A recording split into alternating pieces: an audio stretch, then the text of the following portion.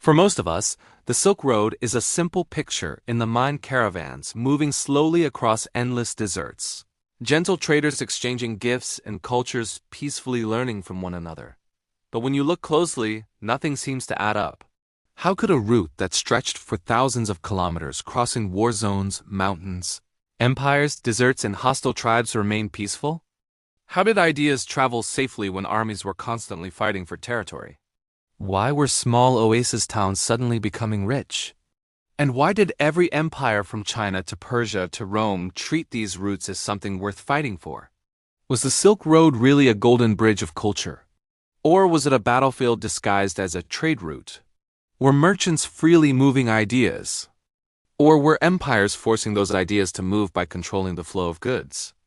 And is it possible that behind every piece of silk, behind every Buddhist scripture, behind every new invention, there was an invisible struggle for power?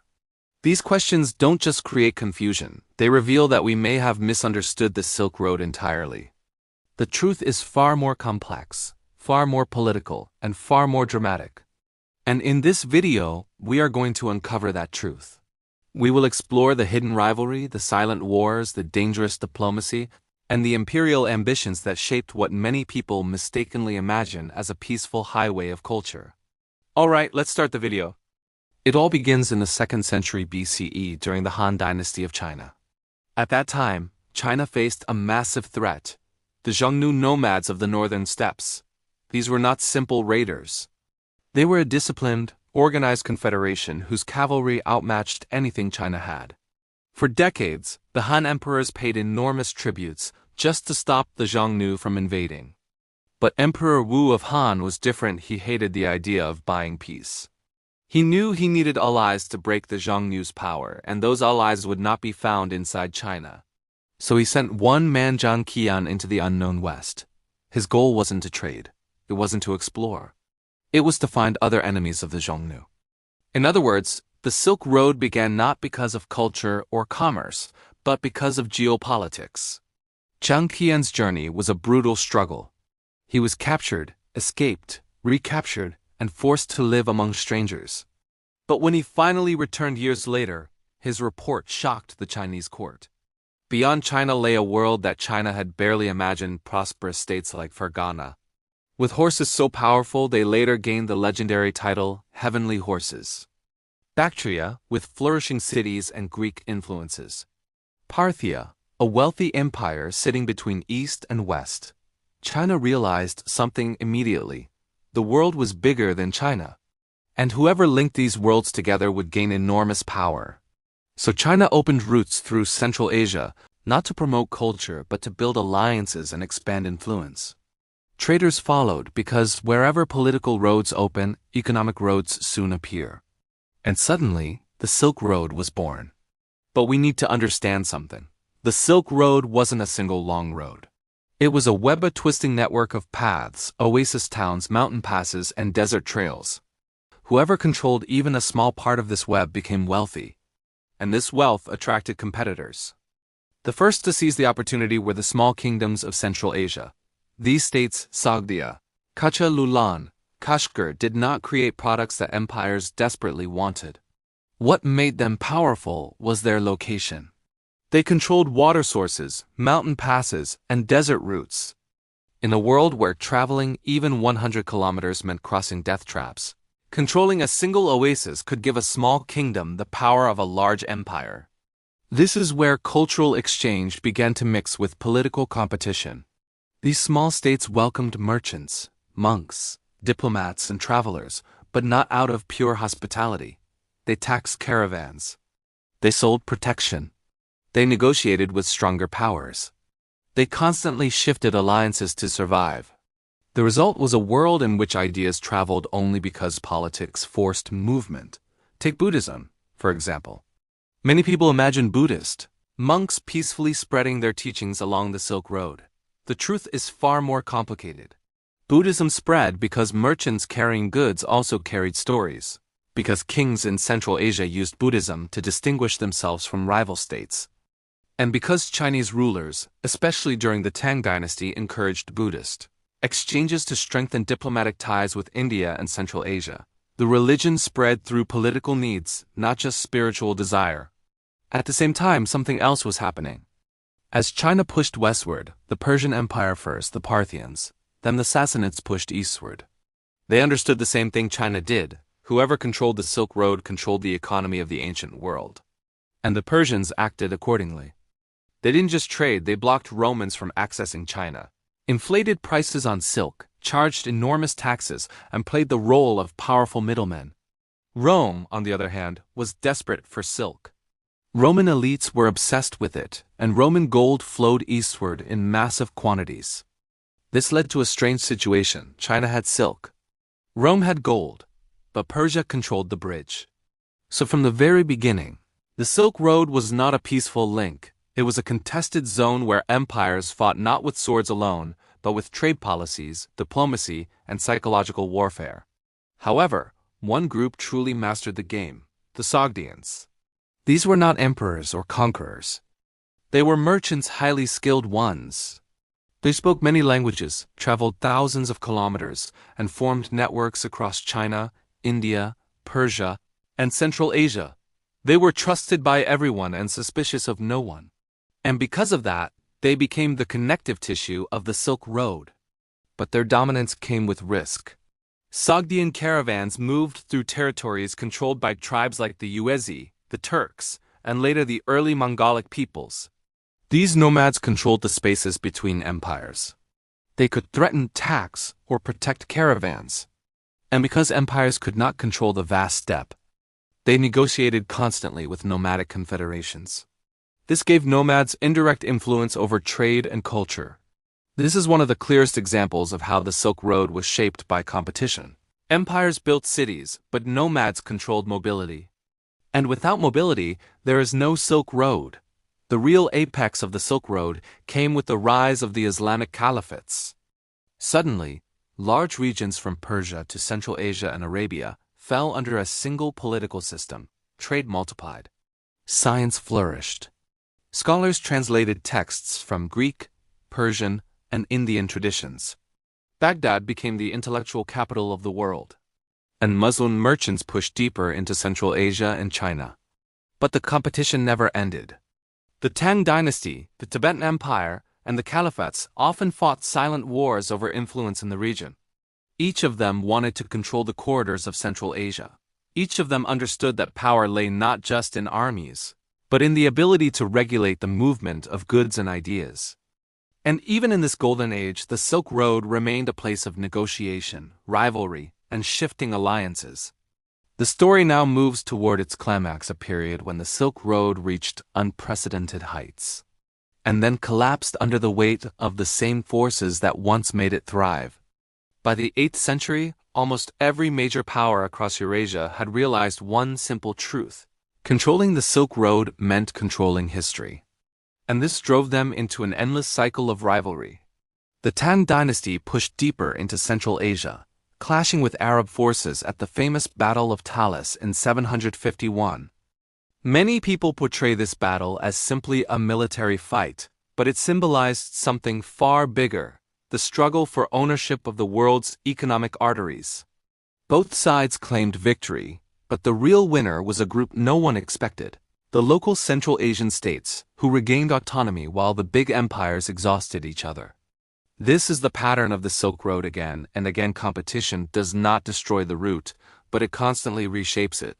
Sometimes in violent ways, sometimes in subtle diplomatic moves, sometimes through the rise of wealthy city-states, and sometimes through the collapse of entire kingdoms. The next major transformation came with the rise of the Turks. The Turkic Khaganates were steppe empires. But unlike others before them, they understood international politics deeply. They formed alliances with the Byzantines against Persia. They negotiated silk licenses with China. They dominated the steppes and charged tolls to anyone crossing their territory. During their reign, the Silk Road didn't become more peaceful. It became more organized under steppe rule. Caravans had to pay, respect borders, and follow protocols. Nomadic diplomacy became one of the invisible engines of Eurasian trade. But the biggest shift was still to come: the Mongol Empire. It is almost impossible to exaggerate how dramatically the Mongols changed the Silk Road. Many textbooks present the Mongols as destructive conquerors. But if you examine their policies, a different picture emerges. They established the largest contiguous land empire in world history, which brought nearly the entire Silk Road under one authority for the first and only time. They built relay stations, improved roads, protected caravans, and even issued passports known as paisa for safe travel. For a brief moment, something that had never existed before became real. A world where you could travel from Korea to Hungary under the same empire without crossing hostile borders.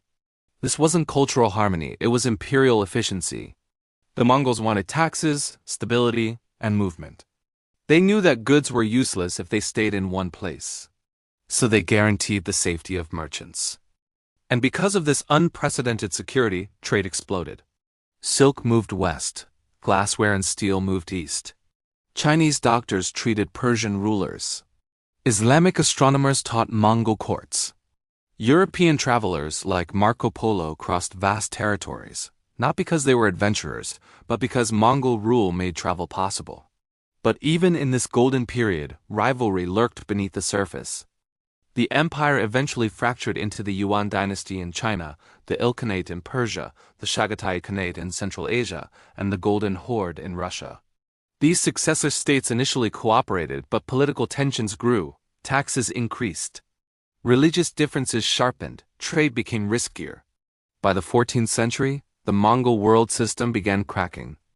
And then, something far more devastating hit the Silk Road, the Black Death. The plague spread along the same routes that once carried luxury goods and ideas. Caravans carried rats, ships carried fleas. People fleeing war unknowingly carried infections. Millions died across China, Central Asia, the Middle East, and Europe.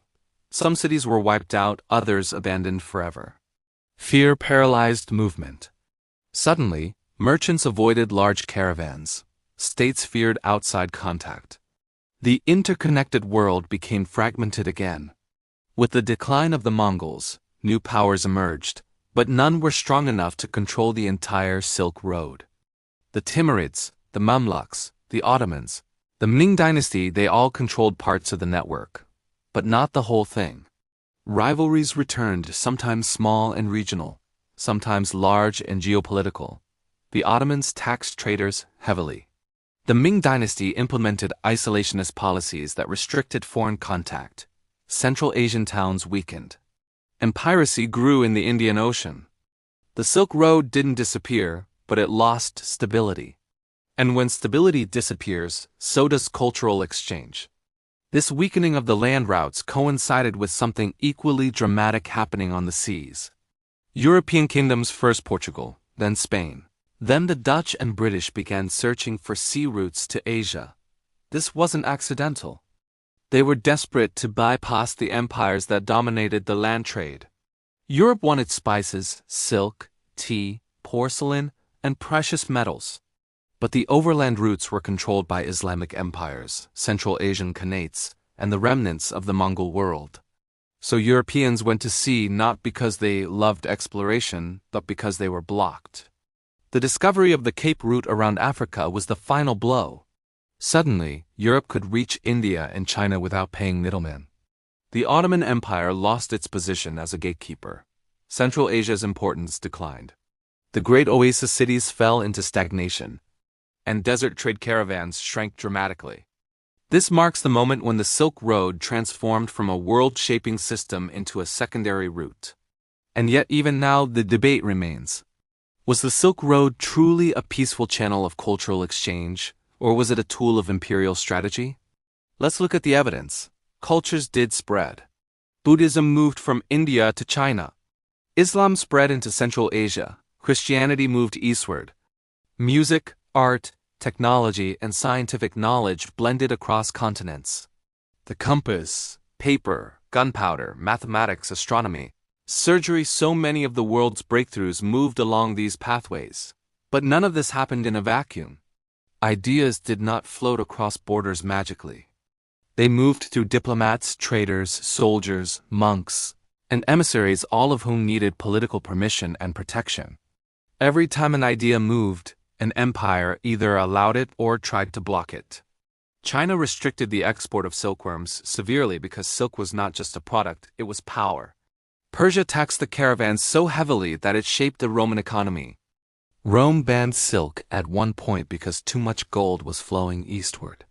The Islamic caliphates promoted scientific exchange not simply for curiosity, but to strengthen their empire intellectually and strategically. In every era, culture and competition were intertwined. You cannot separate them. Perhaps the best way to understand the Silk Road is this. It was a world where empires fought for control, but culture grew in the spaces between that conflict. The competition created movement, the movement created exchange, and the exchange created history. Even today, the Silk Road still exists, not physically but conceptually.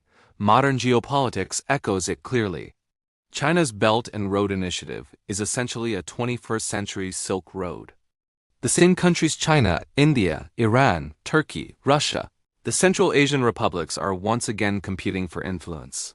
Modern shipping lanes echo ancient caravan routes.